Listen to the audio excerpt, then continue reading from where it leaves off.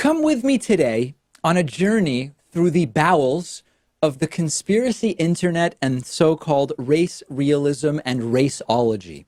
There's a guy that, for your own sake, I hope you've never heard of. I'm going to sort of ruin that now by telling you that there's a guy named Stefan Molyneux. He is a Canadian YouTuber who has been sort of dancing around white nationalism and white supremacy for a while.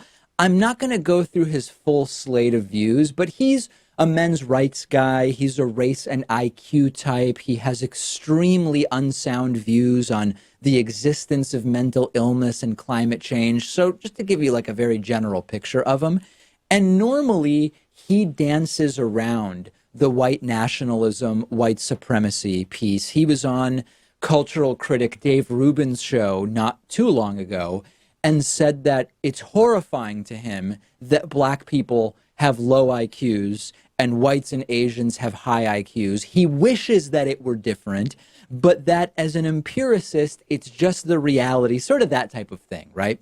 In the last month, though, the white nationalist, white supremacist stuff has actually become a lot more brazen. It's still slightly couched as he's just an empiricist and it's the science, but it's much less disguised than usual. So here's one example about how he's spoken against white nationalism, but he's an empiricist and he went to Poland, and the all-white population of Poland really seemed to be doing very well. Take a look at this video.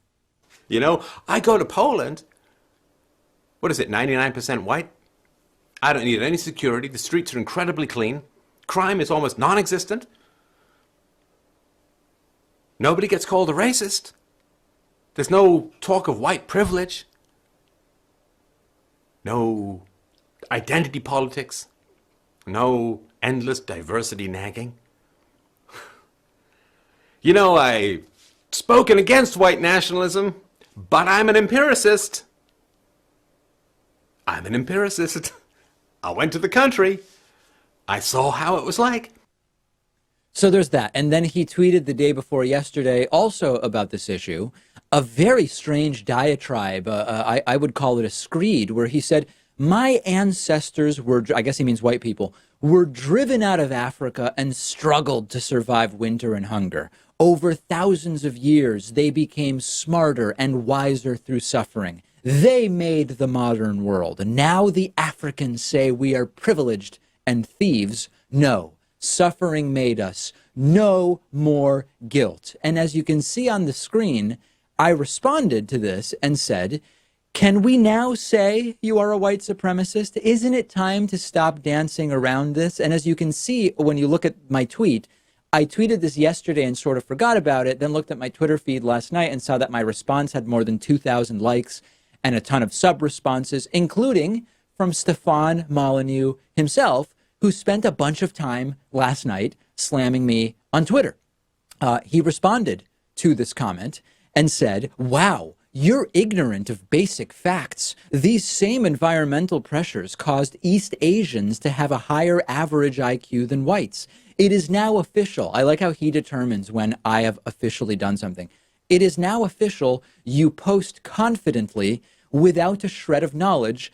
Dunning-Kruger in the flesh. And he went on, retweeting stuff targeted at me, and his followers started attacking me, many with anti-Semitic comments.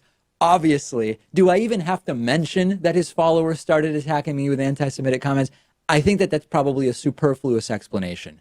I find all of this hilarious, and in some sense, if Stefan Molyneux is slamming me, I consider it a compliment. I consider it a badge of honor. And I know people are going to email me and say, David, that's a fallacy. And I know in strict formal logic, the argument, if someone is criticizing me, I must be doing something right.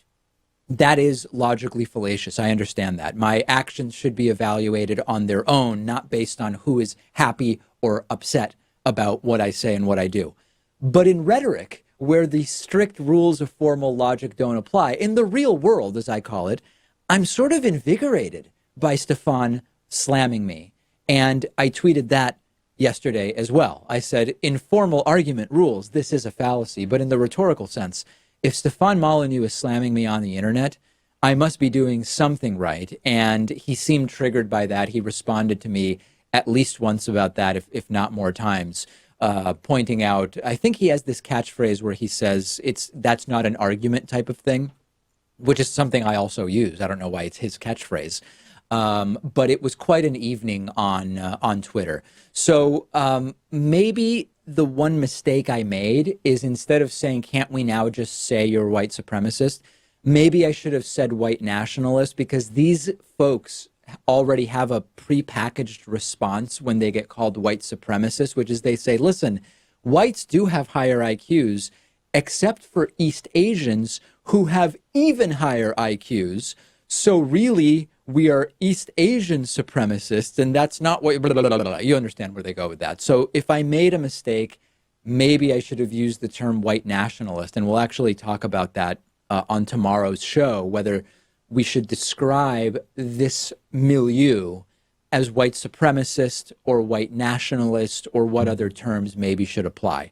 If you don't know Stefan Molyneux, I kind of am jealous of you. I admire you. You are way better off. For the people that do know him, hopefully you found his triggering on Twitter last night as entertaining as I found it, and I'll let you know if there is any follow-up here.